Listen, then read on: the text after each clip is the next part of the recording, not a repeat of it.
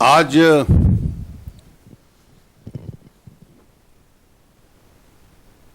एक महत्वपूर्ण घटना घटित हुई है। अहमदाबाद में एक न्यायाधीश ने जो स्पेशल इन्वेस्टिगेटिंग टीम गुजरात के दंगों की जांच कर रही थी, उसकी रिपोर्ट और सिफारिशों को स्वीकार किया है और उसके विरोध में जो प्रोटेस्ट पिटीशन थी उसको खारिज किया है। इस निर्णय से एक बार पुनः यह साबित हो जाता है कि सत्य और असत्य के बीच में जो एक बुनियादी अंतर है वो यही है कि सत्य के साथ जुड़े हुए सब तथ्य स्पष्ट रहते हैं और एक भाषा बोलते हैं। असत्य बिखर जाता है। Truth always holds together and falsehood will fall apart. 2002 के गुजरात दंगे दुर्भाग्यपूर्ण थे। अगर पूरा उसका इतिहास हम लोग देखें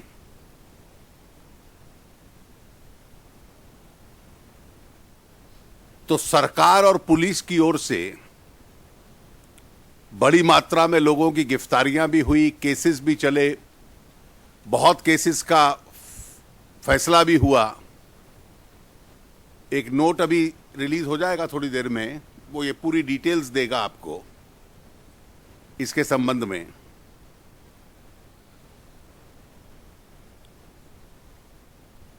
कुछ केसेस 2006 में जब लोगों ने कहा कि गुजरात की पुलिस शायद न्याय संगत जांच ना करे, तो 9 केसेस सुप्रीम कोर्ट ने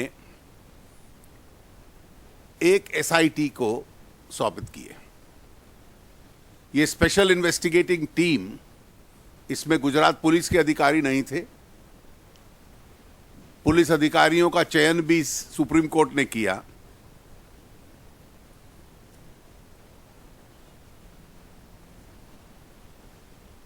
और ये केसेस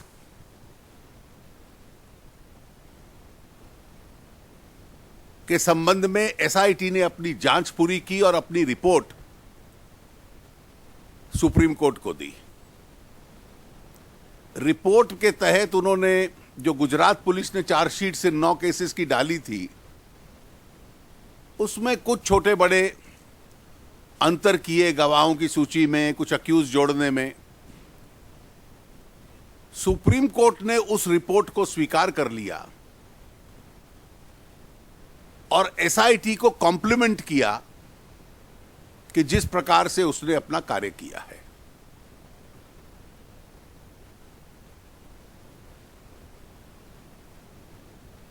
इसके पश्चात, इसके बाद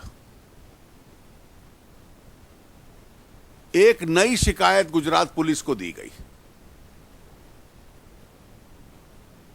और इन 9 केसेस में जितने भी बड़े दुर्भाग्यपूर्ण बड़ी घटनाएं थी, जिसमें गुलबर्ग सोसाइटी की घटना भी शामिल थी, वो सब इंक्लूडेड थे।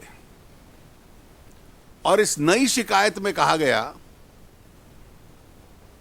कि एक बड़ी कंस्पिरेसी थी और पूरी राज्य का जो संवैधानिक ढांचा था वो टूट गया था और ये एक स्टेट वाइड कंस्पिरेसी थी जिसमें स्टेट के पूरी राज्य के अंदर राइट्स करवाए गए। इसमें मुख्यमंत्री और 63 लोगों के नाम थे। कुछ राजनीतिक नेता थे, कुछ अधिकारी थे जो इस षड्यंत्र में शामिल हैं। सुप्रीम कोर्ट ने कहा कि एसआईटी इन केसेस को भी देख सकती है।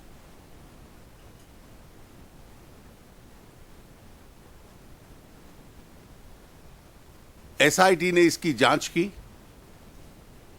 इन केसेस में जो प्रोसिक्यूटर्स थे वो भी एसआईटी की सिफारिश पे ही बनते थे, गुजरात सरकार की नहीं।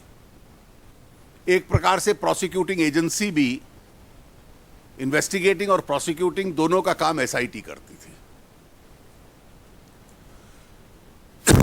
जब एसआईटी ने अपनी रिपोर्ट दी, दूसरी बार दी, और उस रिपोर्ट में यह कहा कि इसमें जो तथ्य दिए गए हैं उसके आधार पर कोई केस नहीं बनता, तो सुप्रीम कोर्ट के सामने इस पे ऑब्जेक्शन दिया गया।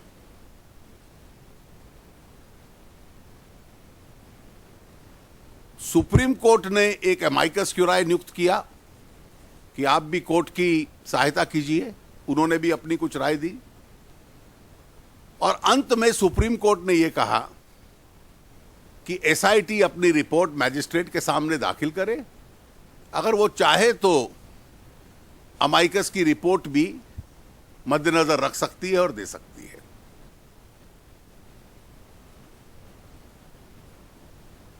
एसआईटी ने सब 63 के 63 लोगों जिनके नाम थे उनको एग्जामिन किया। 9 घंटे तक चीफ मिनिस्टर, मुख्यमंत्री उनके कार्यालय गए, उनको इंटेरोगेट किया। जितने गवाहों के नाम थे सबको इंटेरोगेट किया। उसके बाद उनकी रिपोर्ट दूसरी बार आई कि कोई आधार नहीं है इस शिकायत में। मैजिस्ट्रेट के सामने इसके खिलाफ प्रोटेस्ट दिया गया। लंबी बहस शुरू हुई। अभी जजमेंट मैंने पढ़ा नहीं है। कुल बहस का आधार यह था, और मुख्यमंत्री के खिलाफ आरोप का आधार यह था कि जिस दिन सुबह साबरमती एक्सप्रेस की घटना हुई, उस दिन शाम को उनके निवास पर 8 बड़े अधिकारियों की मीटिंग थी, जिस मीटिंग में उन्होंने कुछ ऐसे शब्दों का प्रयोग किया जिससे संकेत मिलता था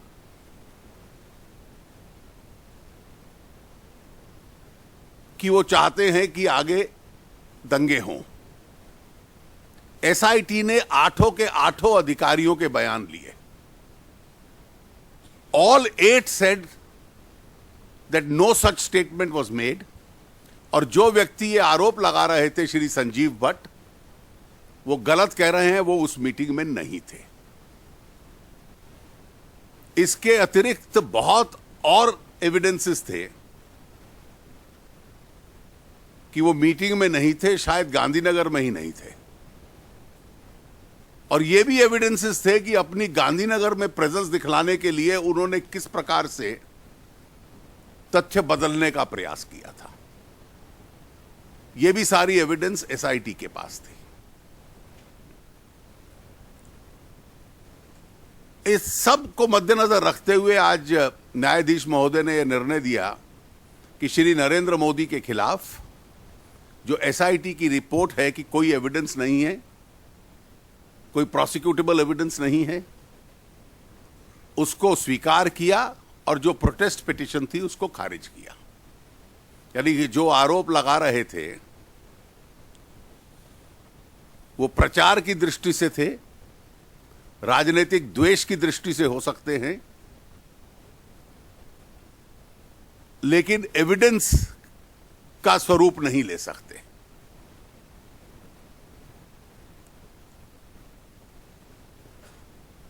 मुझे यह कहने में कोई संकोच नहीं है कि कांग्रेस पार्टी और उनकी कुछ मित्र एनजीओस, वो ये जानती थी कि नरेंद्र मोदी के साथ गुजरात में राजनीतिक लड़ाई नहीं लड़ी जा सकती।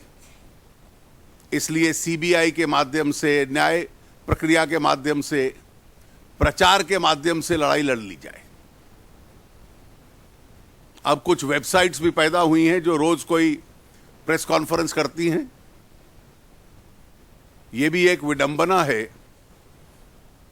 कि इन तमाम वेबसाइट्स ने उस युग में जिसमें भ्रष्टाचार के सबसे बड़े कांड हुए हों, 2G से लेकर कोल ब्लॉक से लेकर कॉमनवेल्थ गेम्स तक, उनको ये कोई भ्रष्टाचार नजर नहीं आया। उनको सिर्फ गुजरात नजर आता है।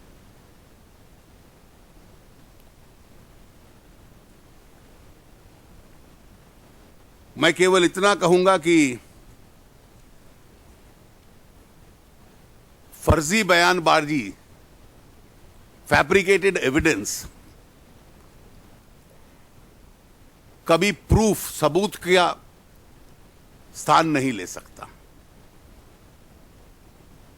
इस सारे संघर्ष में श्री नरेंद्र मोदी और मजबूत हुए हैं। He faced an adversity and he has emerged stronger in this adversity. और इसी 11 साल के प्रचार के दौरान 2002 का, 2007 का, 2012 का चुनाव उन्होंने जीता है। और निश्चित रूप से जो हम राजनीतिक दृष्टि से कहते थे, प्रशासनिक दृष्टि से कहते थे, जिसकी पुष्टि सुप्रीम कोर्ट द्वारा गठित एसआईटी ने की, आज न्यायपालिका ने भी उसकी पुष्टि की है। राजनीतिक से ज्यादा मोदी जी का और जो हमारी पार्टी आज तक कहती रही है, मैं इसको एक अपनी पार्टी की और मोदी जी की नैतिक जीत मानता हूं कि ये जो सारा प्रचार चला था कि 2002 के दुर्भाग्यपूर्ण दंगों में उनका कुछ रोल है, ये अपने आप में गलत साबित होता है। धन्यवाद।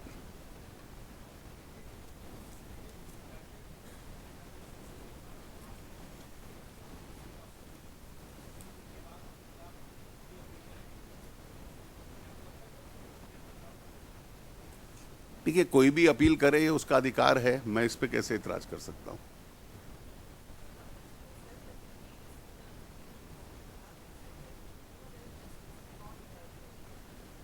Well, all of us feel strongly for the victims of all riots, but a strong emotional sentiment for the victims is no reason why falsehood can substitute itself for truth in terms of evidence.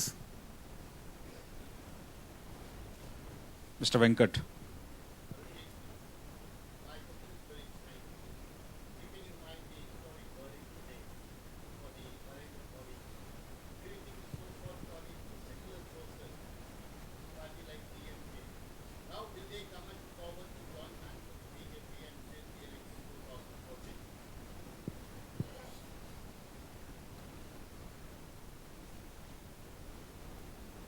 I don't know, and I am not willing to comment on any such matter today. Mr. Harish Lakeda.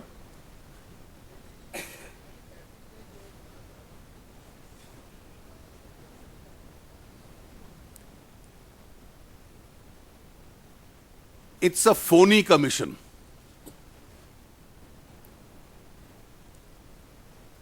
ये एक फर्जी commission of inquiry है। राज्य सरकार के खिलाफ जब आरोप लगे तो उसकी राजनीतिक पृष्ठभूमि आप समझ लीजिए।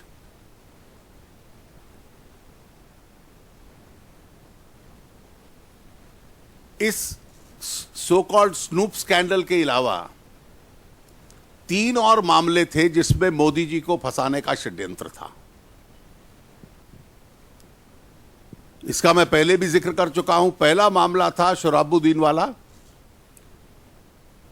जिसमें सीबीआई की फाइल पे यह नोटिंग है, जब उनके लीगल डिपार्टमेंट ने कहा कि अमित शाह के खिलाफ केस नहीं बनता, तो यह टिप्पणी की गई कि इसलिए केस बनाना जरूरी है कि मुख्यमंत्री तक पहुंचने का एक रास्ता है।